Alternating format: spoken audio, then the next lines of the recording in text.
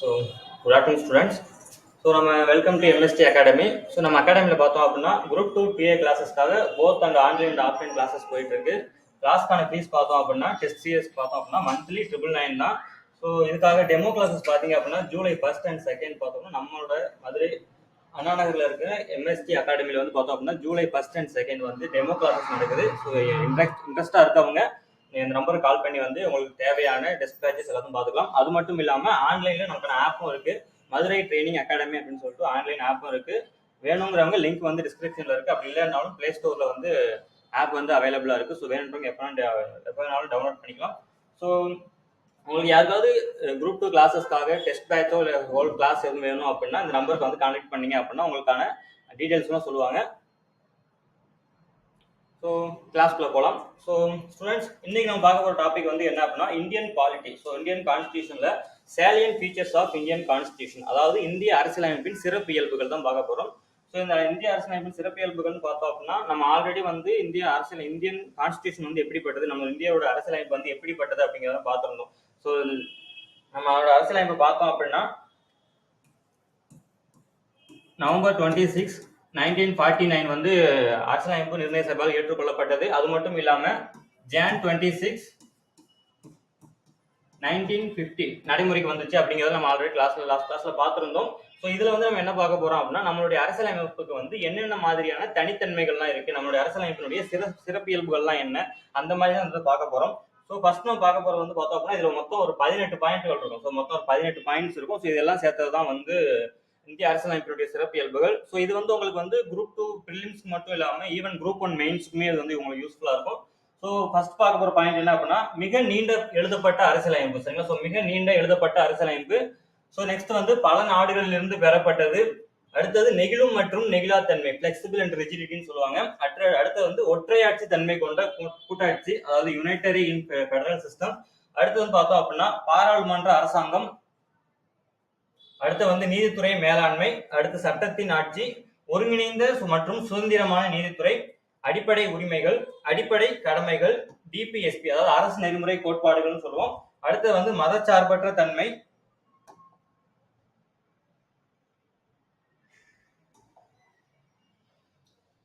Next பார்த்தோம் அப்படின்னா வயது வந்தோர் வாக்குரிமை, ஒற்றை குடியுரிமை, சுதந்திரமான அமைப்புகள், அவசர கால விதிகள், 3 அடுக்கு அரசாங்கம் மற்றும் கூட்டுறவு அமைப்புகள். சரிங்களா? ஸோ இந்த 18 பாயிண்ட் சேர்ந்ததுதான் வந்து நம்மளுடைய இந்திய அரசியலமைப்பினுடைய சிறப்பு இயல்புகள். சரிங்களா? ஸோ இந்த 18 பாயிண்ட் நம்ம வந்து ஒவ்வொன்றா வந்து எக்ஸ்பிளைன் பண்ணிட்டோம் அப்படின்னா, பிரீஃபா எக்ஸ்பிளைன் பண்ணி பார்த்தோம் அப்படின்னா இந்த இந்திய அரசியலமைப்புடைய சிறப்பு இயல்புகள் வந்து ஒரு முடிஞ்சிடும். ஸோ ரொம்ப முக்கியமான டாபிக்கும் கூட இந்தியன் கான்ஸ்டியூஷன்ல. ஸோ ஃபர்ஸ்ட் நம்ம பார்க்க போற டாபிக் வந்து என்ன அப்படின்னா நீண்ட எழுதப்பட்ட அரசியலமைப்பு. சரிங்களா? ஸோ உலகிலேயே மிக நீண்ட எழுதப்பட்ட அரசியலமைப்பு வந்து எந்த அரசியலமைப்பு அப்படின்னா அது வந்து நம்ம இந்திய நாட்டினுடைய அரசியலமைப்பு தான். ஸோ அதுக்கான காரணம்னு பார்த்தோம் அப்படின்னா ஃபர்ஸ்ட் வந்து பார்த்தோம் அப்படின்னா மொத்தம் 60 நாடுகளோட சட்டம் வந்து பரிசீலனை பண்ணியிருப்பாங்க. ஸோ அமெரிக்கா, சோவியத் யூனியன், அப்புறம் வந்து கனடா, அயர்லாந்து, இந்த மாதிரியான நிறைய நாடுகளோட சட்டத்தை வந்து பரிசீலனை பண்ணியிருப்பாங்க. அது மட்டும் இல்லாம வேற சில காரணங்களும் இருக்கு. ஸோ ஃபர்ஸ்ட் காரணம் வந்து என்ன அப்படின்னா புவியியல் காரணங்கள். ஸோ புவியியல் காரணம் பார்த்தோம்னா நம்ம நாடு வந்து ஒரு பெரிய நாடு. ஸோ கிட்டத்தட்ட நம்மளோட நாட்டினுடைய பரப்பளவு பார்த்தோம் அப்படின்னா 38,267 மேல. ஸோ 38,267 கிலோமீட்டர் கியூப் தான் நம்ம நாட்டினுடைய பரப்பளவு. ஸோ நான் சொல்ற சதுர கிலோமீட்டர்ல கிலோமீட்டர் கியூப். சரிங்களா? ஸோ 38,267 கிலோமீட்டர் கியூப் தான் நம்ம நாட்டினுடைய பரப்பளவு. ஸோ மொத்த நாட்டுக்கும் வந்து பார்த்தோம் அப்படின்னா ஒரே ஒரு அரசியலமைப்பு தான் இருக்கு. ஸோ நெக்ஸ்ட் பார்த்தோம் அப்படின்னா பன்முகத்தன்மை. ஸோ நம்ம நாட்டில் வந்து வெறும் ஒரே ஒரு சமயத்தாரோ இல்லை ஒரு இனத்தாரோ இல்லை, நிறைய இனத்தார்கள் இருக்காங்க. இஸ்லாமியர்கள் இருக்காங்க, இந்துக்கள் இருக்காங்க, கிறிஸ்டியன்டி இருக்காங்க, ஜெயினிசம், சீக்கியர்கள் அப்படின்னு சொல்லிட்டு நிறைய பேர் இருக்காங்க. ஸோ இந்த மொத்த நாட்டுக்கும் எல்லாருக்கும் சேர்த்து ஒரே ஒரு அரசியல் அமைப்பு இருக்கு. ஸோ பன்முகத்தன்மையும் நம்மளுடைய நீண்ட எழுதப்பட்ட அரசியலமைப்புக்கு ஒரு காரணமா இருக்கு. ஸோ அடுத்து பார்த்தோம் அப்படின்னா வரலாற்று காரணம். ஸோ வரலாற்று காரணம் பார்த்தோம் அப்படின்னா நம்மளுடைய அரசியல் இந்தியாங்கிறது ஒரே ஒரு நாடு கிடையாது. ஸோ இதுக்கு முன்னாடி பார்த்தோம் அப்படின்னா சுதேச மன்னர்கள் இருந்தாங்க. அதுக்கப்புறம் பார்த்தோம் அப்படின்னா அதுக்கு முன்னாடி பார்த்தோம் அப்படின்னா தில்லி சுல்தானேட்ஸ், அதுக்கு முன்னாடி குஷானர்கள், அந்த பீரியட் மௌரியர்கள் பீரியட்ல இருந்து நம்மளுடைய அரசியலமைப்பு வந்து ஆரம்பிக்குது. ஸோ அந்த மாதிரியான தாக்கமும் நம்மளுடைய அரசியலமைப்புல இருக்கு. அது மட்டும் இல்லாம ஆங்கிலேயர்கள் வந்து நம்மளுடைய அரசியலமைப்பு வந்து நம்ம வந்து ஆட்சி பண்ணப்போ அவங்க வந்து நிறைய வந்து சட்டங்கள் கொண்டு வந்தாங்க. குறிப்பா பார்த்தோம் அப்படின்னா 1935 இந்திய அரசு சட்டம் அப்படின்னு சொல்லிட்டு சட்டத்தை கொண்டு வந்தாங்க. ஸோ அந்த சட்டத்தினுடைய தாக்கம் வந்து ஒரு பெரிய அளவிலேயே இருக்கு. அதுக்கப்புறம் பார்த்தோம் அப்படின்னா மத்திய மாநில அரசுகளுக்கு ஒரே ஒரு அரசியலமைப்பு தான். ஸோ நமக்குன்னு சொல்லிட்டாங்க. நம்ம நாட்டுல பார்த்தோம் அப்படின்னா இந்தியாவில மத்திய அரசுக்கு மட்டும் தான் ஒரு அரசியலமைப்பு இருக்கே தவிர மாநில அரசுக்கு அப்படின்னு சொல்லிட்டு தனியா ஒரு அரசியலமைப்பு எதுவுமே கிடையாது. ஸோ அது மட்டும் நெக்ஸ்ட் தேர்ட் பாயிண்ட் பார்த்தோம் அப்படின்னா சட்ட வல்லுநர்கள் ஆதிக்கம். ஸோ இந்தியாவில் பார்த்தோம் அப்படின்னா நம்மளுடைய இந்திய அரசியலமைப்பு நிர்ணய சபையில Jawaharlal Nehru, Rajendra Prasad, doctor B R Ambedkar உள்ளிட்ட மகாத்மா காந்தி போன்ற நிறைய சட்ட வல்லுநர்கள் நிறைய இருந்தாங்க. ஸோ இந்தியாவிலோட வந்து பார்த்தோம் அப்படின்னா நிறைய சட்ட வல்லுநர்கள் தான் அதிகமா இருந்தாங்க. அந்த வல்லுநர்கள் என்ன பண்ணாங்க அப்படின்னா அவங்களுக்கு தெரிஞ்ச ரீதியில வந்து நிறைய சட்டங்களை வந்து ரெக்கமெண்ட் பண்ணியிருப்பாங்க. ஸோ அதனால வந்து நம்மளுடைய அரசியலமைப்பு வந்து நீண்ட எழுதப்பட்ட அரசியலமைப்பா இருக்கு. ஸோ நீண்ட எழுதப்பட்ட அரசியலமைப்புக்கு முதல் காரணம் பார்த்தோம் அப்படின்னா மொத்தம் 60 நாடுகளோட சட்டத்தை வந்து பரிசீலனை பண்ணியிருப்பாங்க. ரெண்டாவது பரந்த நிலப்பரப்பு. ஸோ பரந்த நிலப்பரப்பு உடையது. அதுக்கப்புறம் வந்து பன்முகத்தன்மை. ஸோ இந்து, கிறிஸ்டின், இஸ்லாமியர்கள், பழங்குடியினர்கள் இருக்காங்க. ஸோ இந்த மாதிரியான நிறைய மக்கள்லாம் இருக்கிறதுனால அவங்க எல்லாத்துக்கும் சேர்ந்து ஒரே அரசியலமைப்பு இருக்கணும் அப்படிங்கிறதுக்காக பன்முகத்தன்மைக்காக நம்மளோட அரசியலமைப்பு எழுதியிருக்காங்க. அடுத்து பார்த்தோம் அப்படின்னா ஆங்கில வரலாற்று சட்டங்கள் நிறையவே இருக்கும். குறிப்பா பார்த்தோம் அப்படின்னா இந்திய அரசு சட்டம் 1935 இந்திய அரசு சட்டத்தினுடைய தாக்கம் வந்து அதிகவே இருக்கும். அடுத்து பார்த்தோம் அப்படின்னா மத்திய மாநில அரசுகளுக்கும் சேர்த்து ஒரே ஒரு அரசியலமைப்பு தான். அதுக்கடுத்து பார்த்தோம் அப்படின்னா சட்ட வல்லுநர்கள் ஆதிக்கம். ஸோ சட்ட வல்லுநர்கள் நிறைய பேர் வந்து நம்மளுடைய அரசியலமைப்பு நிர்ணய சபையில வந்து இருந்திருப்பாங்க. For example Jawaharlal Nehru, Rajendra Prasad, B R Ambedkar போன்ற தலைவர்கள் நிறைய பேர் இருந்திருப்பாங்க. சரிங்களா? ஸோ இதனாலதான் வந்து நீண்ட எழுதப்பட்ட அரசியலமைப்பு வந்து நம்மளுடைய அரசியலமைப்பு வந்து இருந்திருக்கு. ஸோ நெக்ஸ்ட் நம்ம பார்க்க போற டாபிக் வந்து பார்த்தோம் அப்படின்னா பல்வேறு நாடுகளிலிருந்து பெறப்பட்டது. ஸோ ரொம்ப முக்கியமானது. நான் ஆல்ரெடி சொன்ன மாதிரி பார்த்தோம் அப்படின்னா மொத்தம் 60 நாடுகளோட சட்டம் வந்து பரிசீலிக்கப்பட்டது அப்படின்னு பார்த்திருந்தோம். So totally 60 countries. ஸோ 60 நாடுகளோட சட்டத்துல இருந்து நம்மளுடைய அரசியலமைப்பு வந்து எடுத்துருக்கோம்னு பார்த்தோம். ஸோ அதுல மேஜரா பார்த்தோம் அப்படின்னா 1935 இந்திய அரசு சட்டத்தினுடைய தாக்கம் தான் ரொம்ப அதிகமா இருக்கும். ஏன் அப்படின்னா அதுல இருந்து மட்டும் கிட்டத்தட்ட ஒரு 250 விதிகள் வந்து அந்த இந்திய அரசு சட்டம் 1935 இருந்து எடுத்திருப்பாங்க. ஸோ அதுக்கடுத்து பார்த்தோம் அப்படின்னா இத அம்பேத்கர் வந்து இது ஒரு ஸ்பெஷாலிட்டியாவே சொல்றாரு. ஸோ அம்பேத்கர் வந்து இதை பத்தி என்ன சொல்றாரு அப்படின்னா உலகின் அறியப்பட்ட அனைத்து அரசியலமைப்பு சட்டங்களையும் சூறையாடி இந்திய அரசியலமைப்பு உருவாக்கப்பட்டது. ஸோ அதாவது உலகத்துல இருக்க எல்லா அரசியலமைப்புல இருந்தும் நம்மளுடைய அரசியலமைப்பு வந்து பெறப்பட்டிருக்கு அப்படின்னு சொல்லிட்டு டாக்டர் பி ஆர் அம்பேத்கர் சொல்றாரு. ஸோ அவர் தான் வந்து வரைவு குழுவின் தலைவராக இருந்திருக்காரு. சரிங்களா? ஸோ நெக்ஸ்ட் பார்த்தோம் அப்படின்னா முக்கியமான எந்தெந்த நாடுகள் இருந்து எந்தெந்த சட்டங்கள் எடுத்திருக்கோம்னு பார்க்கணும். ஸோ ஃபர்ஸ்ட் பார்த்தோம் அப்படின்னா யூனியன், சோவியத் யூனியன் ரஷ்யா அப்படின்வாங்க. ஸோ முன்னாள் சோவியத் யூனியன், தற்போதைய ரஷ்யா. சரிங்களா?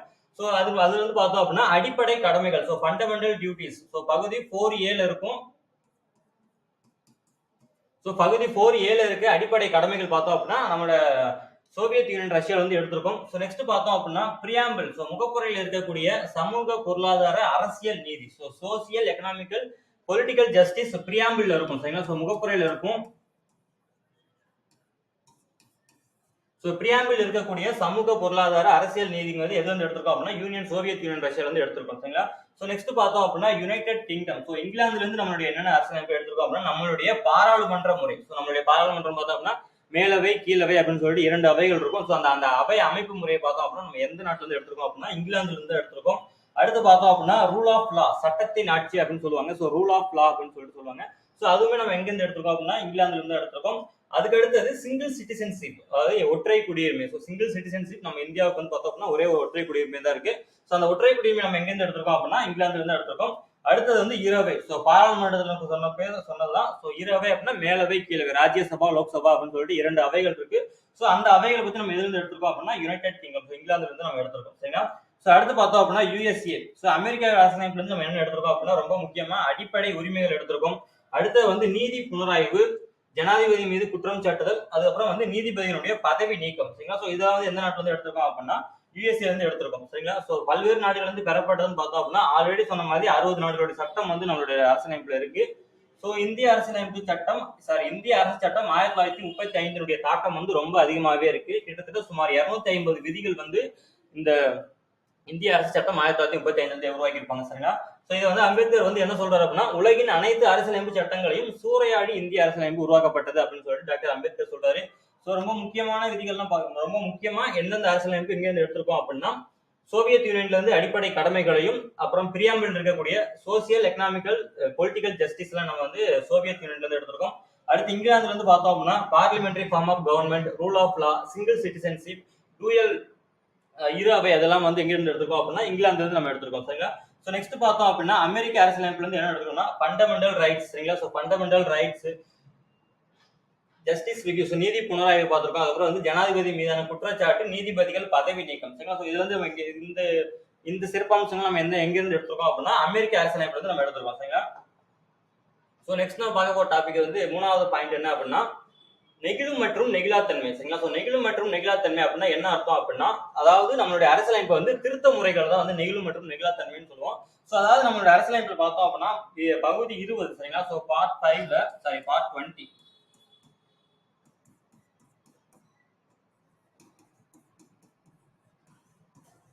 ஸோ பார்ட் 20ல ஆர்டிகல் 368 வந்து என்ன சொல்லுது அப்படின்னா, நம்மளுடைய அரசியலமைப்பை வந்து திருத்த முறைகளை பத்தி சொல்லுது சரிங்களா. ஸோ அரசியலமைப்பை வந்து எப்படி எல்லாம் திருத்தலாம்னு சொல்லிட்டு அதை பத்தி சொல்லக்கூடியதான் பார்ட் 20ல இருக்கக்கூடிய ஆர்டிகல் 368 சரிங்களா. ஸோ இது வந்து பார்த்தோம் அப்படின்னா 2 வகையான திருத்த முறைகளை பத்தி சொல்லுது.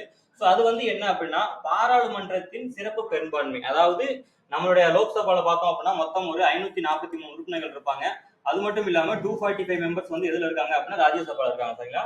சோ இந்த உறுப்பினர்கள்ல 2/3 பங்கு சரிங்களா. சோ 2/3 பங்கு உறுப்பினர்கள் சேர்ந்ததான் ஒரு சில மசோதாக்கள்லாம் சட்டமா மாறும் சரிங்களா. ஒரு சில மசோதாக்களை வந்து சட்டமாக மாற்றுவதற்கு இந்த விதி 368ல வந்து ஃபர்ஸ்ட் கண்டிஷன் வந்து என்ன அப்படின்னா, சிறப்பு பெரும்பான்மை, பாராளுமன்றத்தினுடைய சிறப்பு பெரும்பான்மை சரிங்களா.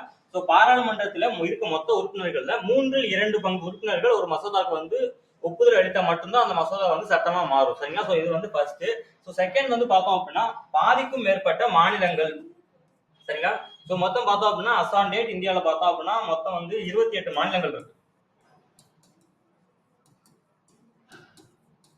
28 மாநிலங்கள், 7 யூனியன் டெரிட்டரிஸ் இருக்கு. சோ இந்த 28 மாநிலங்கள் சட்டமன்றங்கள் இருக்கக்கூடிய மாநிலங்கள் சரிங்களா. சோ சட்டமன்றங்கள் இருக்கக்கூடிய மாநிலங்கள்ல பாதிக்கும் மேற்பட்ட மாநிலங்களுடைய ஆதரவு சரிங்களா. சோ பாதிக்கும் மேற்பட்ட மாநிலங்கள் வந்து அந்த மசோதாவுக்கு வந்து சப்போர்ட் பண்ணணும். அது மட்டும் இல்லாம பிளஸ் இந்த 2/3, அதாவது 3/2 பங்கு உறுப்பினர்களுடைய ஆதரவோட அந்த மசோதாவை வந்து நம்ம நிறைவேற்ற முடியும் சரிங்களா. சோ இது ரெண்டும் தான் வந்து விதி 368ல வந்து சொல்லியிருக்காங்க.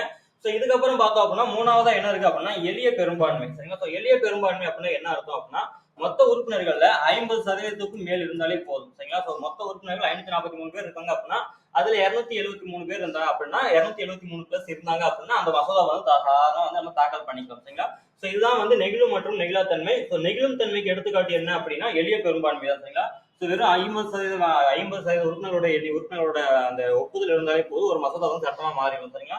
ஆனா நெகிழாத்தன்மைக்கு வந்து எடுத்துக்காட்டு என்ன அப்படின்னா, இந்த பாராளுமன்றத்தின் சிறப்பு பெரும்பான்மையும் மற்றும் வந்து மாநிலங்களின் சிறப்பு ஒப்புதல் சரிங்களா. இதெல்லாம் இருந்தாதான் வந்து ஒரு சில கடுமையான மசோதாக்கள்லாம் வந்து சட்டமா மாற முடியும் சரிங்களா. இது வந்து நெகிழும் மற்றும் நெகிழாத்தன்மைக்கு வந்து எடுத்துக்காட்டு. நெக்ஸ்ட் நம்ம பார்க்க ஒரு பாயிண்ட் வந்து என்ன அப்படின்னா, ஒற்றையாட்சி தன்மை கொண்ட கூட்டாட்சி சரிங்களா. ஒற்றையாட்சி தன்மை கொண்ட கூட்டாட்சி அப்படின்னா, ஃபர்ஸ்ட் வந்து ஒற்றையாட்சினா என்னன்னு பார்க்கணும். நெக்ஸ்ட் வந்து கூட்டாட்சி அப்படின்னா என்னன்னு பார்க்கணும் சரிங்களா. ஃபர்ஸ்ட் கூட்டாட்சி முறைக்கு வந்து எடுத்துக்காட்டு பார்த்துடலாம். கூட்டாட்சி முறைன்னு பார்த்தோம் அப்படின்னா, நம்மளோட அரசியலமைப்பை பார்த்தோம் அப்படின்னா பாராளுமன்ற முறை தான் இருக்கு சரிங்களா.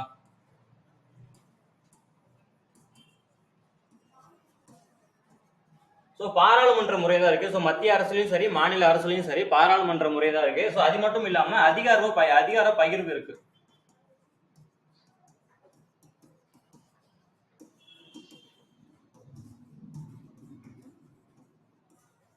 அதிகார பகிர்வு பார்த்தோம் அப்படின்னா மொத்தம் ஒரு 3 பட்டியல் இருக்கு.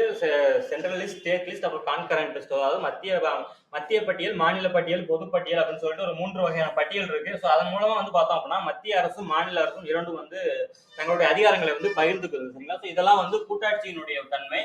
நெக்ஸ்ட் பார்த்தோம் அப்படின்னா ஒற்றையாட்சி தன்மை. ஒற்றையாட்சி தன்மைன்னா என்ன அர்த்தம் அப்படின்னா, வலுவான மத்திய அரசு சரிங்களா. வலுவான மத்திய அரசு அப்படின்னா மத்திய அரசு தான் வந்து நம்மளுடைய அதிக அதிகாரம் மிக்கது வந்து எது அப்படின்னா மத்திய அரசு தான். நம்ம அதிகார பகிர்வுலயே பார்த்தோம் அப்படின்னா மத்திய பட்டியல், அதாவது சென்ட்ரல் லிஸ்ட்னு சொல்லுவாங்க.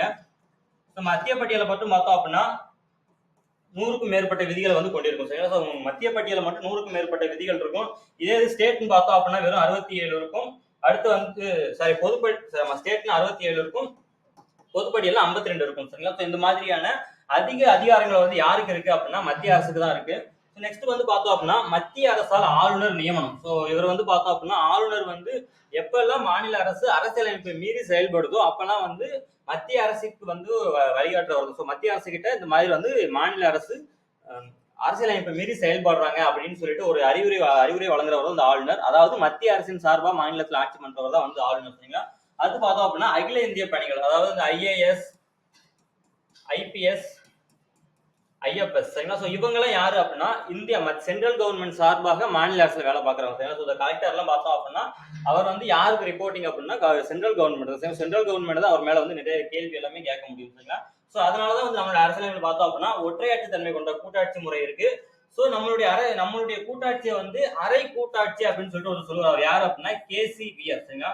ஸோ கேசி வியர் அப்படிங்கிற வந்து என்ன சொல்றாரு அப்படின்னா இந்தியாவின் கூட்டாட்சி ஒரு அரை கூட்டாட்சி. ஸோ முழுமையான கூட்டாட்சியும் கிடையாது, முழுமையான ஒற்றையாட்சியும் கிடையாது. ஸோ முழுமையான கூட்டாட்சியும் கிடையாது, முழுமையான ஒற்றையாட்சியும் கிடையாது, அது ஒரு அரை கூட்டாட்சி அப்படின்னு சொல்லிட்டு யாரு சொல்றா அப்படின்னா கேசி வியர் அப்படிங்கிறவர் வந்து நம்மளுடைய இந்தியாவின் கூட்டாட்சி ஒரு அரை கூட்டாட்சி அப்படிங்கிற சொல்றாரு. சரிங்களா?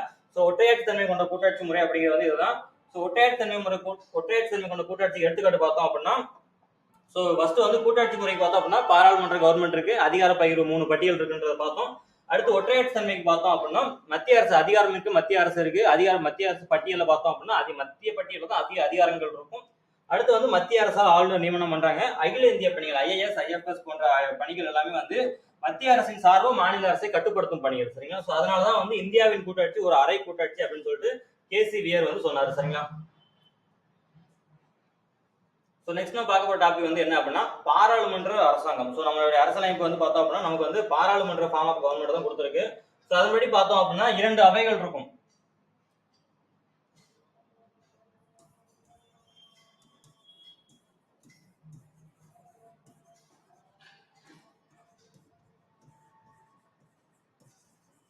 ஸோ ராஜ்யசபா லோக்சபா அப்படின்னு சொல்லிட்டு 2 அவைகள் இருக்கும். ஸோ ராஜ்யசபா அப்படின்னா மாநிலங்களுக்கான அவை, லோக்சபா அப்படிங்கிறது வந்து மக்களவை, மக்களால் தேர்ந்தெடுக்கப்பட்ட பிரதிநிதிகளை கொண்ட அவை தான் வந்து லோக்சபா. சரிங்களா? ஸோ பாராளுமன்ற அரசாங்கம் வந்து நம்மளுடைய இந்திய அரசியலமைப்பு வந்து பாராளுமன்ற முறையை வந்து எந்த நாட்டுல இருந்து எடுத்திருக்கு அப்படின்னா பிரிட்டிஷ் பாராளுமன்றம். சரிங்களா? ஸோ பிரிட்டிஷ் நாடாளுமன்றத்தை வந்து என்ன சொல்லுவாங்க அப்படின்னா வெஸ்ட்மினிஸ்டர் மாடல் அப்படின்னுவாங்க. அதாவது அந்த வெஸ்ட்மினிஸ்டர்ங்கிற இடத்துல வந்து பிரிட்டிஷனுடைய அந்த பாராளுமன்றம் கட்டிடம் இருக்கு. ஸோ அதனால வந்து அது வந்து வெஸ்ட்மினிஸ்டர் மாடல் அப்படின்னுவாங்க. ஸோ நம்மளுடைய அரசியலமைப்பு வந்து நம்ம எங்க இருந்து எடுத்திருக்கோம் அப்படின்னா அந்த பிரிட்டிஷ் நாடாளுமன்றத்தினுடைய அமைப்புல இருந்து எடுத்திருக்கோம்.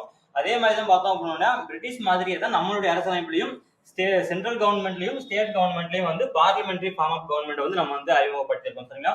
ஸோ இதுல வந்து பார்த்தோம் அப்படின்னா பிரதமர் தான் வந்து முக்கிய பங்கு வகிப்பார். சரிங்களா? ஸோ குடியரசுத் தலைவர் பார்த்தோம் அப்படின்னா வெறும் பெயரளவு தலைவர் தான்.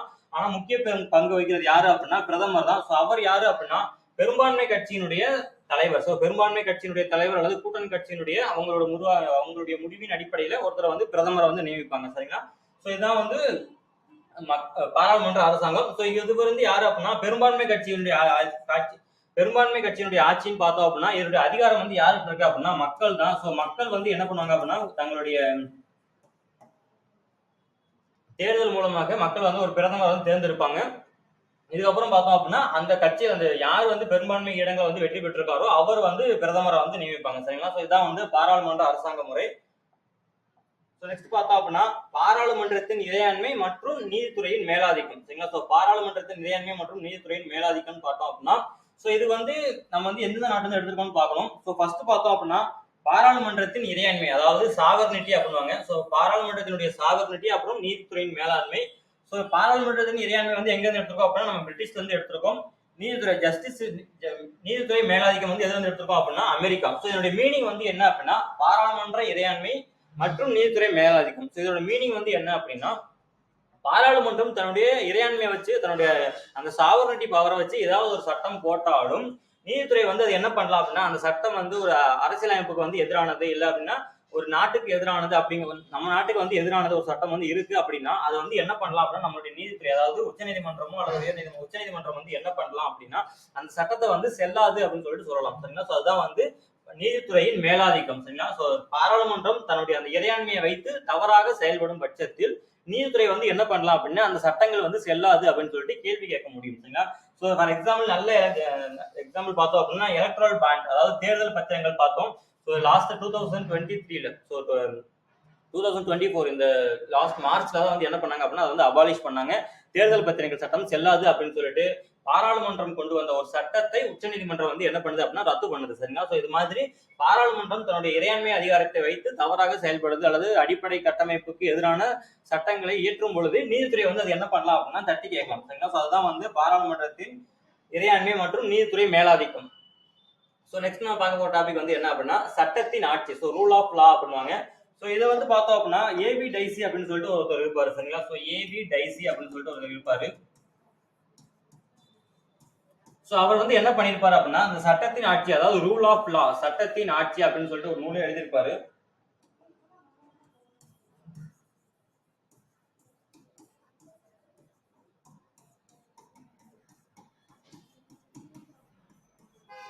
ஏவி டைசி அப்படிங்கிறது வந்து என்ன பண்ணிருப்பாரு அப்படின்னா ரூல் ஆஃப் லா அப்படின்னு சொல்லிட்டு சட்டத்தை வந்து எழுதி ஒரு நூல் ஒன்று எழுதியிருப்பாரு. ஸோ அந்த நூலோட அடிப்படையில் நம்ம என்ன பண்ணியிருப்போம் அப்படின்னா அந்த சட்டத்தின் ஆட்சி அப்படிங்கிற கருத்தை வந்து நம்ம எடுத்திருப்போம். ஸோ அதை வந்து என்ன சொல்லுது அப்படின்னா சட்டம் தான் உயர்வானது சரிங்களா. ஸோ சட்டத்தை மீறி யாருமே கிடையாது, சட்டம் தான் வந்து உயர்வானது. அதுக்கப்புறம் பார்த்தோம் அப்படின்னா சட்டத்தின் மேலாதிக்கம். ஸோ அதுதான் ரெண்டும் ஒண்ணுதான், சட்டம் தான் வந்து பெருசு சரிங்களா. ஸோ சாமானியனாக இருந்தாலும் சரி, பணக்காரனா இருந்தாலும் சரி, ஸோ யாருக்கானாலும் சட்டம் வந்து ஒரே மாதிரி தான் இருக்கும், சட்டம் தான் வந்து மேலானது. அடுத்தது வந்து சட்டத்தின் முன் அனைவரும் சமம். ஸோ நம்மளுடைய அடிப்படை உரிமைகள்ல ஆர்டிகல் 14 வந்து சொல்லும் சரிங்களா. ஸோ சட்டத்தின் முன் அனைவரும் சமம் அப்படின்னு சொல்லிட்டு சொல்லும். ஸோ சட்டத்துக்கு முன் சமத்துவம், அதாவது ஆல்ரெடி சொன்ன மாதிரி ஏழையா இருந்தாலும் சரி, பணக்காரனா இருந்தாலும் சரி, யாராக இருந்தாலும் சரி, சட்டத்துக்கு முன்னாடி அனைவருமே சமம் அப்படின்னு சொல்றதா வந்து இந்த சட்டத்தின் ஆட்சி.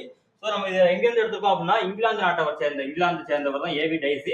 ஸோ அவர் எழுதிய ரூல் ஆஃப் லா சட்டத்தின் ஆட்சி அப்படிங்கிற ஒரு நூலை வந்து யார் எழுதியிருப்பாரு அப்படின்னா ஏவி டைசி வந்து எழுதியிருப்பாரு. அதை பேஸ் பண்ணி நம்ம என்ன பண்ணிருக்கோம் அப்படின்னா சட்டத்தின் ஆட்சி அப்படிங்கிற கருதுகோளை வந்து நம்மளுடைய அரசியலமைப்புல வந்து நம்ம வச்சிருக்கோம் சரிங்களா. ஸோ நெக்ஸ்ட் பார்த்தோம் அப்படின்னா ஒருங்கிணைந்த மற்றும் சுதந்திரமான நீதித்துறை. ஸோ நம்மளுடைய அரசியலமைப்புல பார்த்தோம் அப்படின்னா நீதித்துறை அப்படின்னு சொல்லிட்டு தனியாகவே ஒரு போர்ஷனே இருக்கு. ஸோ பார்ட் 5ல பார்ட் 6 மற்றும் பார்ட் 5 சொல்லிட்டு 2 பகுதிகள் இருக்கு. ஸோ இந்த 2 பகுதிகளையும் பார்த்தோம் அப்படின்னா பார்ட் 5 வந்து பார்த்தோம் அப்படின்னா சுப்ரீம் கோர்ட்.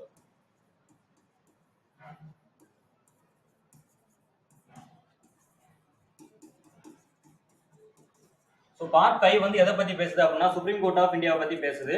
ஸோ அடுத்து பார்த்தோம் அப்படின்னா பார்ட் 6ல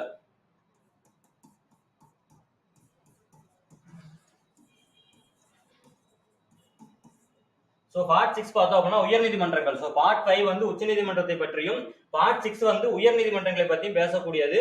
ஸோ ஒருங்கிணைந்த மற்றும் சுதந்திரமான நீதித்துறை அப்படின்னா என்ன அர்த்தம் அப்படின்னா நம்மளுடைய நீதிமன்றம் பார்த்தோம் அப்படின்னா நீதித்துறை அமைப்பு வந்து எப்படி இருக்கு அப்படின்னா ஒரே ஒரு உயர்ந்தபட்ச மேல்முறையீட்டு நீதிமன்றம் வந்து அது என்ன அப்படின்னா உச்சநீதிமன்றம் சரிங்களா. ஸோ உச்சநீதிமன்றம் இருக்கு, உச்சநீதிமன்றத்துக்கு கீழே உயர்நீதிமன்றங்கள் இருக்கு, உயர்நீதிமன்றத்துக்கு கீழே பார்த்தோம் அப்படின்னா டிஸ்ட்ரிக்ட் கோர்ட்ஸ் வரும் சரிங்களா.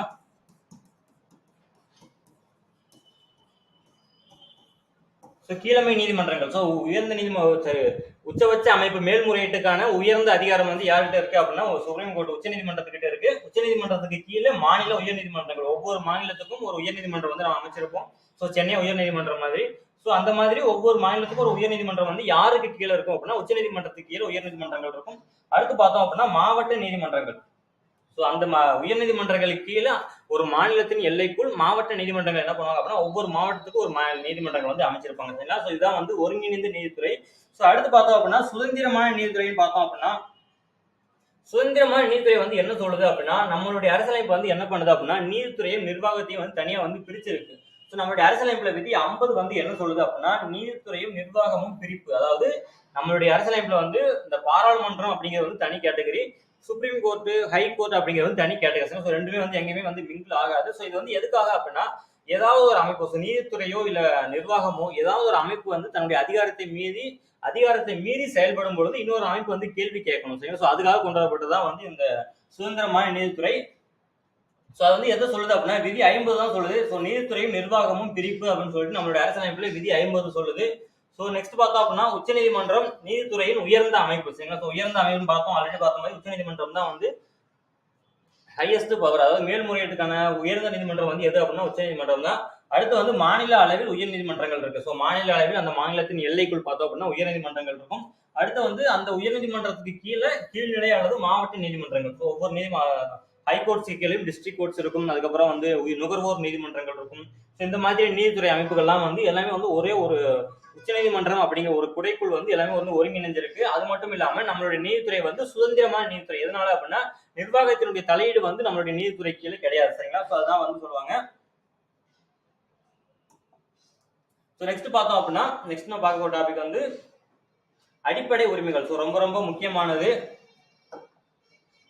ஸோ அடிப்படை உரிமைகள் வந்து என்ன சொல்லுவாங்க அப்படின்னா மேக்னா கர்த்தா மகா சாசனம் அப்படின்னுவாங்க.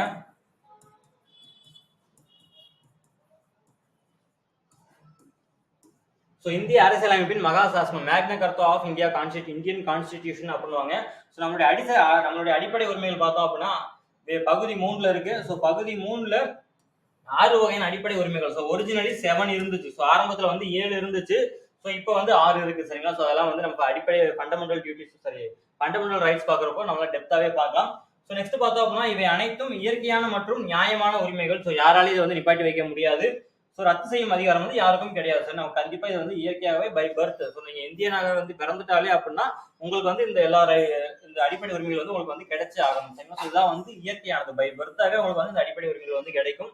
ஸோ நம்ம வந்து இது எந்த நாட்டுல வந்து எடுத்திருப்போம் அப்படின்னா அமெரிக்கன் கான்ஸ்டியூஷன் வந்து எடுத்திருப்போம். ஸோ ஐக்கிய அமெரிக்க நாடுகள் இருந்து, United States of America. So ஐக்கிய அமெரிக்க நாடுகள் இருந்து தான் வந்து அடிப்படை உரிமைகள் வந்து எடுத்திருப்போம். ஸோ டோட்டலா வந்து ஒரிஜினலி 7 இருந்துச்சு. ஸோ எப்போ வரைக்கும் அப்படின்னா 1944 வரைக்கும், சாரி 1978 வரைக்கும் சரிங்களா. So 44th constitutional amendment act 1978 சரிங்களா. So 44th constitutional amendment act 1978 வரைக்கும் பார்த்தோம் அப்படின்னா ஒரிஜினலி 7 இருந்துச்சு. ஸோ அதுக்கப்புறம் பார்த்தோம் அப்படின்னா 1 நீக்கிட்டாங்க. இப்போ வந்து 6 அடிப்படை உரிமைகள் தான் இருக்கு. ஸோ ஃபண்டமெண்டல் ரைட்ஸ் பார்க்குறப்ப இதை வந்து நம்ம ஃபுல்லாகவே பார்க்கலாம். ஸோ அடிப்படை உரிமைகள் பார்த்தோம் அப்படின்னா இந்திய அரசியலமைப்பினுடைய மகாசாஸ்திரம் அப்படின்னுவாங்க. ஸோ பகுதி 3ல வந்து பார்த்தோம்னா பகுதி 3ல விதி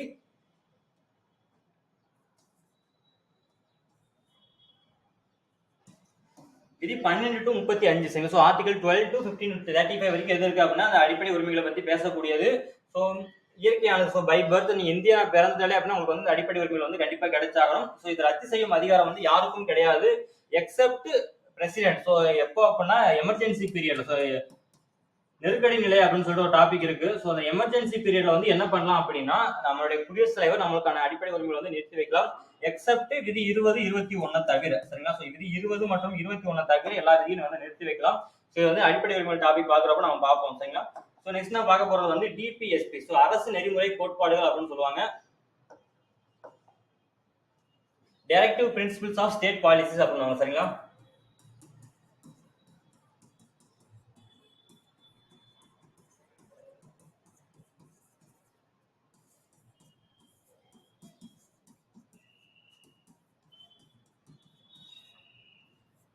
so directive principle of state policies அப்படின்வாங்க. அதாவது அரசுக்கு வழிகாட்டக்கூடிய நெறிமுறை கோட்பாடுகள் சரிங்களா. ஸோ அரசானது ஒரு சட்டங்களை இயற்றும் பொழுது அந்த சட்டங்களை வந்து என்ன பண்ணணும் அப்படின்னா ஒரு குடிமக்களுடைய பாதுகாப்பு, அதாவது குடிமக்கள் நலனுக்கு ஏற்றவாறு ஒரு சில விதிகள் எல்லாம் எதுல இருக்கு அப்படின்னா பகுதி 4ல இருக்கு சரிங்களா. ஸோ பார்ட் 4ல வந்து பார்த்தோம் அப்படின்னா ஒரு சில விதிகள்லாம் இருக்கு சரிங்களா. ஸோ அந்த விதிகள்லாம் எதை பத்தி பேசுது அப்படின்னா குறிப்பா பார்த்தோம் அப்படின்னா 36 to 51 சரிங்களா.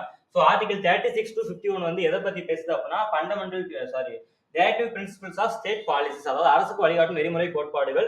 ஸோ இந்த விதிகள்லாம் வந்து எதை பத்தி பேசுது அப்படின்னா அரசானது ஒரு சில சட்டங்களை இயற்றும் பொழுது இந்த விதிகள் எல்லாத்தையும் வந்து கவனத்தில் கொண்டு இயற்ற வேண்டும் அப்படின்னு சொல்லிட்டு இந்த டிபிஎஸ்பி வந்து சொல்லுது.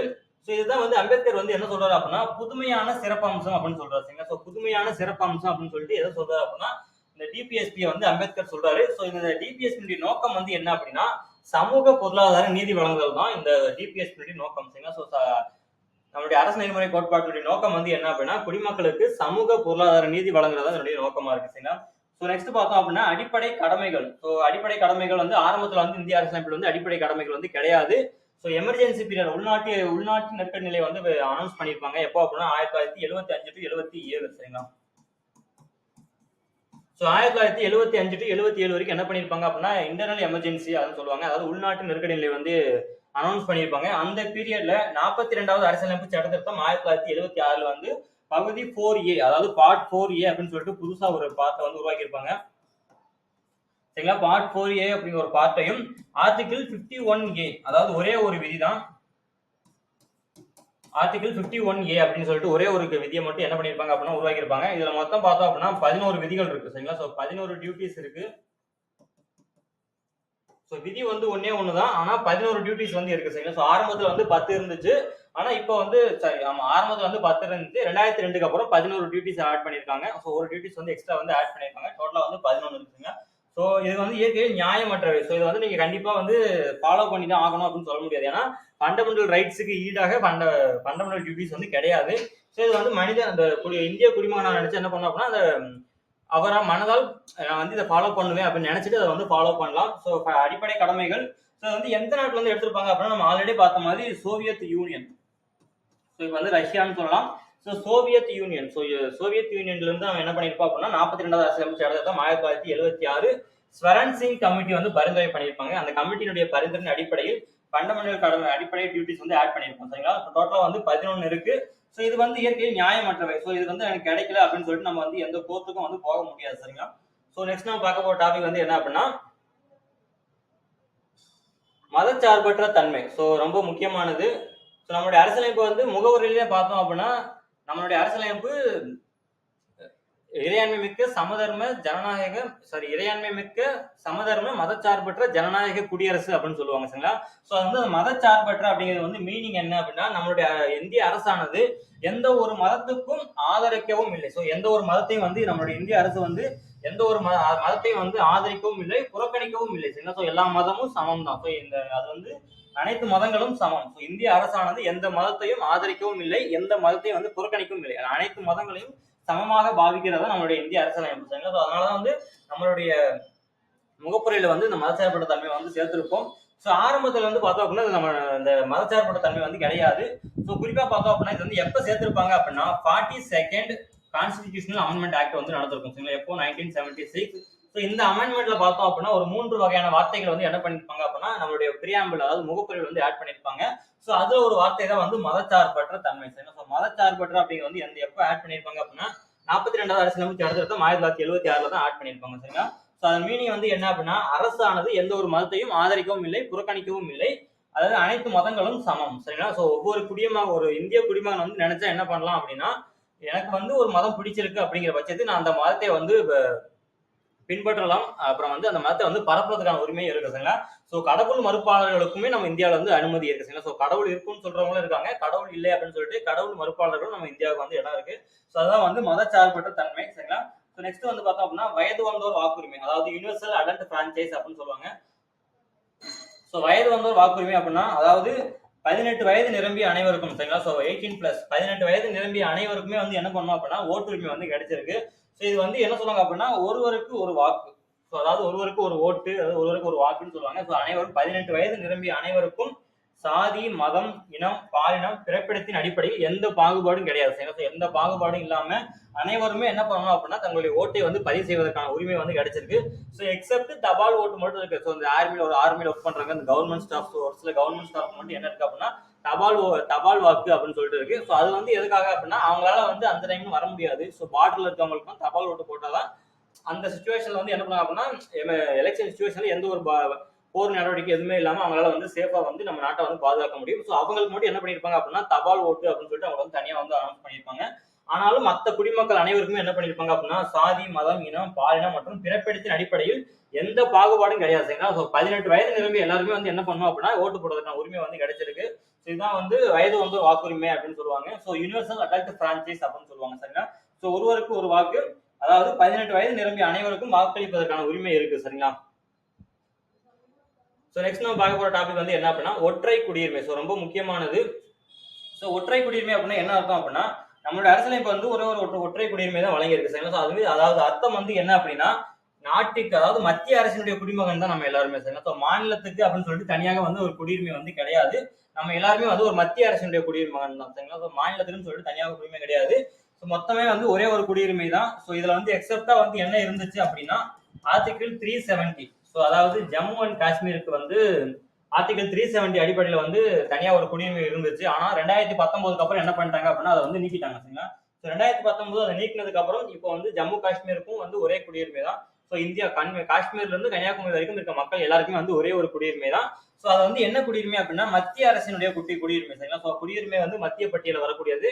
அதாவது அதனால நம்மளோட குடியுரிமை வந்து மத்திய அரசு தரக்கூடியது, மாநில அரசுக்கு அப்படின்னு சொல்லிட்டு தனியாக ஒரு குடியுரிமை கிடையாது. ஸோ இதே நம்ம வந்து அமெரிக்காவோட பார்த்தோம் அப்படின்னா அமெரிக்காவில் வந்து டூயல் சிட்டிசன்ஷிப் அப்படின்வாங்க, அதாவது இரட்டை குடியுரிமை அப்படின்வாங்க.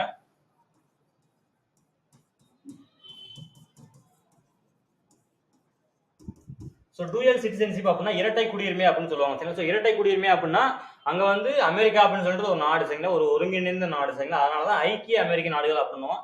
ஸோ அங்க வந்து நாட்டுக்குன்னு ஒரு குடியுரிமை இருக்கு. அதே மாதிரி வந்து அங்க பார்த்தோம் அப்படின்னா மாகாணங்கள் அப்படின்னு சொல்லிட்டு நிறைய மாகாணங்கள் இருக்கு சரிங்களா. இப்போ நீங்க புளோரிடா மாகாணத்துல இருந்து வாஸ்கோடகாமா போகணும் அப்படின்னா நீங்க புளோரிடால இருந்து என்ன பண்ணணும் அப்படின்னா ஃபர்ஸ்ட் நீங்க புளோரிடால ஒரு குடியுரிமை வந்து ஸ்டேட் குடியுரிமை கொடுத்துருப்பாங்க. ஸோ ஸ்டேட் சிட்டிசன்ஷிப் கொடுத்துருப்பாங்க. நீங்க ஃபர்ஸ்ட் அதை நீங்க வந்து துறக்கணும் சரிங்களா. ஸோ நெக்ஸ்ட் வந்து என்ன பண்ணணும் அப்படின்னா நீங்க எந்த மாகாணத்துக்கு போறீங்களோ அந்த மாகாணத்துல வந்து உங்களுக்கு வந்து சிட்டிசன்ஷிப் வந்து நீங்க அப்ளை பண்ணணும் சரிங்களா. ஸோ அப்பதான் உங்களுக்கு வந்து அந்த குடியுரிமை வந்து கிடைக்கும். நீங்க அப்பதான் வந்து அங்க போய் ஸ்டே பண்ணவே முடியும் சரிங்களா. ஸோ அமெரிக்கால இருக்கிறது வந்து டூயல் சிட்டிசன்ஷிப், ஆனா நம்ம இந்தியாவில் வந்து அப்படி கிடையாது. ஸோ ஒரே ஒரு சிட்டிசன்ஷிப், ஒரே ஒரு குடியுரிமை தான். ஸோ நாடு முழுவதும் ஒரே குடியுரிமை சரிங்களா. ஸோ நெக்ஸ்ட் பார்த்தோம் அப்படின்னா சுதந்திரமான அமைப்புகள். ஸோ எந்தெந்த சுதந்திரமான அமைப்புகள் இருக்குன்னு பார்த்தோம் அப்படின்னா ஸோ தேர்தல் ஆணையம், ஸோ தேர்தலை சுதந்திரமாக நடத்தக்கூடிய தேர்தல் ஆணையம், மத்திய பணியாளர் தேர்வாணையம், சரிங்களா, ஸோ யூபிஎஸ்சின்னு சொல்லுவோம். ஸோ மத்திய பணியாளர் தேர்வாணையம், சிஏஜி, இந்த மாதிரி நிறைய அமைப்புகள்லாம் இருக்கு. ஸோ இந்த அமைப்புகள் எல்லாமே வந்து சுதந்திரமான அமைப்புகள்னு சொல்லுவாங்க. ஸோ இந்த அமைப்புல வந்து யாருமே இந்த அமைப்பு வந்து செயல்படலை அப்படின்னு சொல்லிட்டு யாரும் இந்த அமைப்பினுடைய செயல்பாடுகளை வந்து யாருமே வந்து கேள்வி கேட்க முடியாது, சரிங்களா. ஸோ அதாவது ஒரு அமைப்பு வந்து அதாவது என்ன சொல்றாங்கன்னா இந்திய ஜனநாயக ஆட்சி அமைப்பின் அரண்கள். ஸோ இது வந்து எதுக்காக சொல்றாங்க அப்படின்னா இதனுடைய செயல்பாடுகள் எல்லாமே வந்து அதனுடைய அளவுல வந்து இருக்கும், சரிங்களா. ஸோ இந்த இந்திய அமைப்பினுடைய இந்திய ஜனநாயகத்தை நிலைநாட்டுவதற்காக ஒரு சில அமைப்புகள்லாம் என்ன பண்ணிக்காங்க அப்படின்னா நம்மளுடைய அரசியலமைப்பு வந்து கொடுத்துருக்கு. ஸோ அதுல முக்கியமானதான் வந்து இந்த தேர்தல் ஆணையம், சரிங்களா. ஸோ தேர்தல் ஆணையம் வந்து என்ன பண்ணுது அப்படின்னா மக்களவை தேர்தல், மாநில சட்டமன்ற தேர்தல், அப்புறம் வந்து குடியரசுத் தலைவர் தேர்தல், அந்த மாதிரி தேர்தல் எல்லாத்தையும் வந்து நடத்துது. ஸோ அடுத்து பார்த்தோம் அப்படின்னா யூபிஎஸ்சி பணியாளர் தேர்வாணையம், ஸோ ஐஏஎஸ், ஐபிஎஸ் மற்றும் ஐஎஃப்எஸ். ஸோ இந்த பணியாளர்களுக்கான தேர்வு மற்றும் இதர பணியாளர்கள், ஸோ இந்த பணியாளர்களால் தேர்ந்தெடுக்கிறது வந்து இந்த அமைப்புகள் தான். ஸோ இந்த அமைப்புகள் தான் வந்து என்ன பண்றாங்க அப்படின்னா இந்த அமைப்பின் செயல்பாடுகளை நம்ம யாருமே வந்து தலையிட முடியாது. ஸோ அவங்களுக்கான ஒரு குறிப்பிட்ட வரையறைக்குள்ளே உட்பட்டு அவங்கெல்லாம் வந்து செயல்படுவாங்க, சரிங்களா. ஸோ இதான் வந்து சுதந்திரமான அமைப்புகள் அப்படின்னு சொல்லுவாங்க. ஸோ நெக்ஸ்ட் பார்த்தோம் அப்படின்னா அவசர கால விதிகள். ஸோ இதுதான் வந்து எமர்ஜென்சின்னு சொல்லுவாங்க, சரிங்களா.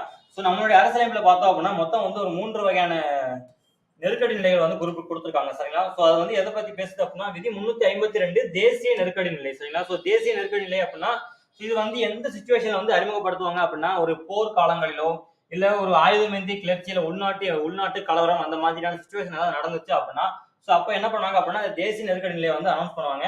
ஸோ இந்த நிலைமையில வந்து என்ன பண்ணலாம் அப்படின்னா யாரையும் வந்து கேள்வி கேட்காம வந்து அரெஸ்ட் பண்ண முடியும், சரிங்களா. ஸோ இதுல வந்து பார்த்தோம்னா இந்த நேஷனல் எமர்ஜென்சி அப்போதான். ஸோ இந்த தேசிய நெருக்கடி நிலையை என்ன பண்ணுவாங்க அப்படின்னா இந்த நம்மளுடைய அடிப்படை உரிமைகள் அதாவது ஃபண்டமெண்டல் ரைட்ஸ் எல்லாத்தையும் வந்து நிப்பாட்டி வச்சிருவாங்க.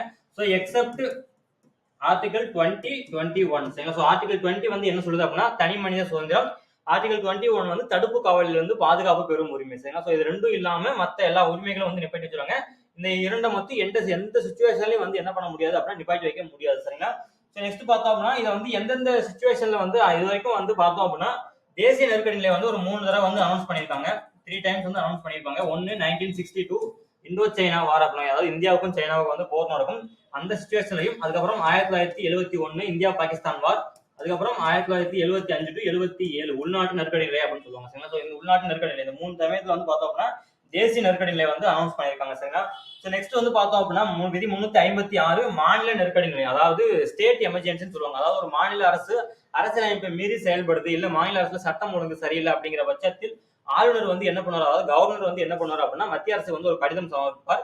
அதன் அடிப்படையில் வந்து குடியரசுத் தலைவர் வந்து என்ன பண்ணுவார் அப்படின்னா மாநில நெருக்கடி நிலை வந்து அனௌன்ஸ் பண்ணுவாரு. ஸோ இதன்படி பார்த்தோம் அப்படின்னா ஃபர்ஸ்ட் மாநில நெருக்கடி நிலை வந்து எங்க அனௌன்ஸ் பண்ணாங்க அப்படின்னா 1951 பஞ்சாப்ல. ஸோ 1951 பஞ்சாப்ல தான் வந்து முதல் மாநில நெருக்கடி நிலையை வந்து அனௌன்ஸ் பண்ணுவாங்க.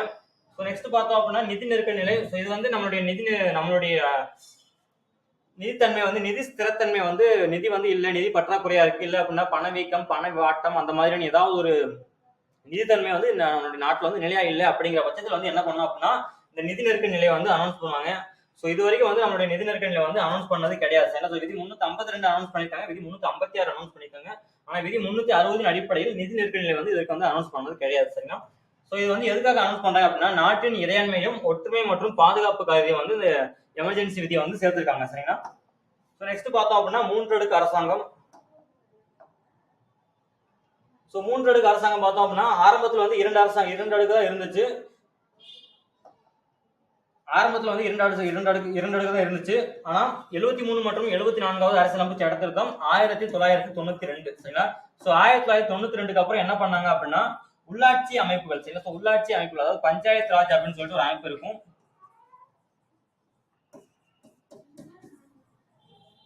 ஸோ பஞ்சாயத்து ராஜ் அப்படின்னு சொல்லிட்டு ஒரு அமைப்பு இருக்கும், சரிங்களா. ஸோ அதாவது இந்த அமைப்பு வந்து நிறுவிருக்காங்க. ஸோ 3 அடுக்கு அரசாங்கம் அப்படின்னா என்னென்ன அப்படின்னா ஃபர்ஸ்ட் வந்து சென்ட்ரல் கவர்மெண்ட், அதுக்கப்புறம் பார்த்தோம் அப்படின்னா ஸ்டேட் கவர்மெண்ட், அதுக்கப்புறம் பார்த்தோம் அப்படின்னா லோக்கல் பாடிஸ். ஸோ மொத்தம் வந்து இந்த 3 வகையான அரசாங்கம் வந்து நம்மளோட இந்திய அரசியலமைப்பு வந்து நமக்கு வழங்கியிருக்கு, சரிங்களா. ஸோ இதுதான் வந்து 3 அடுக்கு அரசாங்கம். ஸோ இதை பத்தி எல்லாமே வந்து நம்ம டெப்தா படிப்போம். ஸோ லாஸ்டா பார்க்க போறது வந்து என்ன அப்படின்னா கூட்டுறவு சங்கங்கள். ஸோ இதுவுமே வந்து நம்மளுடைய அரசியலமைப்புல வந்து ஆரம்பத்துல கிடையாது. 97வது அரசியலமைப்பு சட்ட திருத்தம் 2011 தான் வந்து ஆட் பண்ணியிருப்பாங்க. ஸோ இது வந்து என்ன பண்ணிருக்கா அப்படின்னா இந்த அரசியலமைப்பு சட்ட திருத்தம் 97வது அரசியலமைப்பு சட்ட திருத்தம் வந்து என்ன பண்ணிருக்கா அப்படின்னா இந்த கூட்டுறவு சங்கங்களுக்கு வந்து கான்ஸ்டிடியூஷனல் அந்தஸ்து, அதாவது அரசியலமைப்பு அந்தஸ்துன்னு சொல்லுவாங்க. ஸோ கான்ஸ்டிடியூஷன் அசம்பிளி வந்து எப்போ கொடுத்தாங்க அப்படின்னா 97வது அரசியலமைப்பு எடுத்து 2011 தான் கொடுத்துருப்பாங்க. ஸோ இதை பத்தி நம்மளுடைய அரசியலமைப்புல வந்து எங்கெங்கெல்லாம் மீன் பண்ணியிருக்காங்க அப்படின்னா விதி 19 சரிங்களா. ஸோ விதி 19 நம்மளுடைய அடிப்படை உரிமைகளை வந்து என்ன சொல்லியிருக்காங்க அப்படின்னா கூட்டுறவு சங்கம் அமைப்பது ஒரு அடிப்படை உரிமை அப்படின்னு சொல்லிட்டு விதி 19 சொல்லியிருப்பாங்க. அடுத்து விதி 43B டிபிஎஸ்பி, அதாவது அரசு நெறிமுறை கோட்பாடுகள்ல கூட்டுறவு சங்கங்களை மேம்படுத்துவதற்கு வந்து அரசு வந்து நடவடிக்கை எடுக்கணும், அதாவது ஒரு கவர்மெண்ட் சரிங்களா. ஸோ அரசு வந்து என்ன பண்ணணும் அப்படின்னா கூட்டுறவு சங்கங்களை மேம்படுத்துவதற்கு நடவடிக்கை எடுக்கணும் அப்படின்னு சொல்லிட்டு விதி 43B வந்து சொல்லியிருப்பாங்க. ஸோ அதன் அடிப்படையில் தான் பார்த்தோம் அப்படின்னா 97வது அரசியலமைப்பு சட்டம் 2011 படி என்ன பண்ணிருப்பாங்க அப்படின்னா புதுசா பார்ட் 9B சரிங்களா. ஸோ பார்ட் 9B அப்படின்னு சொல்லிட்டு புதுசா ஒரு பகுதியை வந்து உருவாக்கியிருப்பாங்க. அதுல விதி 243 ZH இருந்து விதி 243 ZD வரைக்கும் சரிங்களா, ZT வரைக்கும் இது வந்து எதை பத்தி பேசுது அப்படின்னா கூட்டுறவு சங்கங்களை பத்தி பேசுது. ஸோ இது வந்து எதுக்காக அப்படின்னா கூட்டுறவு சங்கங்கள் வந்து ஜனநாயக ரீதியாக செயல்படுவதற்கான, அதாவது அதனுடைய செயல்பாடுகளை வந்து யாரும் கேள்வி கேட்க முடியாது. ஸோ கூட்டுறவுனா என்ன அர்த்தம் அப்படின்னா மக்கள் எல்லாம் ஒரு கூடிய தன்னுடைய அந்த உழைப்போ அல்லது ஒரு செயல்பாடு எல்லாத்தையும் வந்து கூடி இணைந்து செய்யறதா வந்து கூட்டுறவு சரிங்களா. ஸோ அதனுடைய செயல்பாடுகளை வந்து இன்னும் கொஞ்சம் வலுப்படுத்தணும் அப்படிங்கிறதுக்காக தான் வந்து என்ன பண்ணிருப்பாங்க அப்படின்னா 97வது அரசியலமைப்பு சட்டம் 2011 இந்த கூட்டுறவு சங்கங்களுக்கு அரசியலமைப்பு அந்தஸ்து கொடுத்திருப்பாங்க. ஸோ பகுதி 9B, ஸோ பார்ட் 9Bன்னு சொல்லிட்டு ஒரு புதுசா பகுதி 9B பார்ட் 9B அப்படின்னு சொல்லிட்டு புதுசா ஒரு பகுதி வந்து உருவாக்கி இருப்பாங்க. அதுக்கு முன்னாடியே பார்த்தோம் அப்படின்னா நம்மளுடைய விதி அரசியலமைப்பு விதி 19 வந்து என்ன சொல்லுது அப்படின்னா கூட்டுறவு சங்கம் அமைப்பது வந்து ஃபண்டமெண்டல் ரைட்ஸ்ல வந்து இருக்கு. அடுத்து பார்த்தோம் அப்படின்னா டிபிஎஸ்பில கூட்டுறவு சங்கங்களை மேம்படுத்தணும் அப்படின்னு சொல்லிட்டு அரசுக்கான ஒரு வழிமுறையா வந்து கொடுத்துருக்காங்க. ஸோ அதன் அடிப்படையில தான் விதி 243 ZH இருந்து விதி 243 ZT வரைக்கும் நம்ம என்ன பண்ணிருக்கோம் அப்படின்னா கோஆபரேட்டிவ் சொசைட்டிஸ், அதாவது கூட்டுறவு சங்கங்களை வந்து நம்ம அமைச்சிருப்போம் சரிங்களா. ஸோ ஸ்டூடெண்ட்ஸ் இது எல்லாம் தான் வந்து நம்மளுடைய ஸோ இது எல்லாம் தான் வந்து நம்மளுடைய அரசியலமைப்பினுடைய சிறப்பு இயல்புகள் சரிங்களா. So salient features of Indian constitution அப்படின்னுவாங்க. ஸோ நம்மளுடைய அரசியலமைப்பினுடைய சிறப்பு இயல்புகள் அப்படின்னு சொல்லிட்டு இதை சொல்லுவோம் சரிங்களா. ஸோ இது வந்து உங்களுக்கு வந்து மெயின்ஸ் பாயிண்ட் ஆஃப் வியூல வந்து ரொம்ப யூஸ்ஃபுல்லா இருக்கும். ஸோ இந்த பையன் உங்களோட மெயின்ஸ்லேயே வந்து ஒரு குரூப் 1 கொஸ்டின் பிள்ளைக்கு மெயின்ஸ்ல கேட்டிருக்காங்க இந்திய அரசியலமைப்பினுடைய சிறப்பு இயல்புகள் என்ன அப்படின்னு சொல்லிட்டு தனியாவே கேட்டிருக்காங்க சரிங்களா. ஸோ இந்த 18 பாயிண்ட் நீங்க வந்து அந்த 15 மார்க்னா அதுக்கேற்ற மாதிரி நீங்க வந்து அட்ஜஸ்ட் பண்ணி அதுக்குள்ள எழுதிட்டீங்க அப்படின்னா இதுக்கு வந்து மார்க் கிடைக்கும். ஸோ இதோட உங்களுக்கு வந்து கிளாஸ் முடியுது. ஸோ ஸ்டூடெண்ட்ஸ் நம்மளோட ஆல்ரெடி சொன்ன மாதிரி நம்மளோட எம்எஸ்டி அகாடமில குரூப் 2A வந்து online and offline classes both ரெண்டுமே வந்து போயிட்டு இருக்கு. ஸோ உங்களுக்கு வேணும் அப்படிங்கிறவங்க என்ன பண்ணலாம் அப்படின்னா நம்ம கிளாஸஸ் வந்து அவைலபிளா நம்மளோட கான்டாக்ட் நம்பருக்கு வந்து நம்மளோட கான்டாக்ட் நம்பர் வந்து கான்டாக்ட் பண்ணி கேட்டுக்கலாம். ஸோ அது மட்டும் இல்லாம ஆன்லைன்லயும் வந்து கிளாஸஸ் போயிட்டு இருக்கு. அதுக்கான ஆப்போட டிஸ்கிரிப்ஷன் வந்து லிங்க் வந்து டிஸ்கிரிப்ஷன்ல இருக்கு. அது மட்டும் இல்லாம பிளே ஸ்டோர்ல மதுரை ட்ரைனிங் அகாடமி அப்படின்னு சொல்லிட்டு ஒரு ஆப் இருக்கு சரிங்களா. ஸோ நீங்க அதை டவுன்லோட் பண்ணி நீங்க வந்து யூஸ் பண்ணிக்கலாம். ஸோ உங்களுக்கு வந்து டெமோ கிளாஸ் வேணும் அப்படிங்கிற பார்த்தோம் அப்படின்னா ஜூலை 1 and 2 பார்த்தோம் அப்படின்னா நம்மளுடைய மதுரை ட்ரைனிங் அகாடமில வந்து டெமோ கிளாஸ் வந்து நடக்குது. ஸோ வேணுங்கிறவங்க அட்டன் பண்ணிக்கலாம். ஸோ ஆன்லைன் டெஸ்ட் பேட்சுக்கான ஃபீஸ் பார்த்தோம் அப்படின்னா வெறும் 999 தான். ஸோ நீங்க ஜாயின் பண்ணணும்னு நினைக்கிறவங்க என்ன பண்ணலாம், இந்த ஒன்று நேராக மதுரைக்காரங்களா இருந்தீங்க அப்படின்னா டேரக்டா வந்து நம்மளோட அண்ணா பஸ் ஸ்டாண்ட் பக்கத்துல தான் நம்ம அகாடமி இருக்கு. ஸோ வேணுன்றவங்க நேராக வந்து அகாடமியில் வந்து என்ரோல் பண்ணிக்கலாம். இல்லை அப்படிங்கிறவங்க ஆன்லைன் வேணும் அப்படின்னா என்ன பண்ணலாம், நேராக 2 கான்டாக்ட் நம்பர் கொடுத்துருக்கோம், அந்த நம்பர் கான்டாக்ட் பண்ணீங்க அப்படின்னா உங்களுக்கு வந்து அவங்க வந்து கைட் பண்ணுவாங்க சரிங்களா. ஸோ இதே மாதிரி நிறைய வீடியோஸ் பார்க்கணும் அப்படின்னா மறக்காம எம்எஸ்டி அகாடமிக்கு வந்து சப்ஸ்கிரைப் பண்ணிடுங்க. தேங்க்யூ.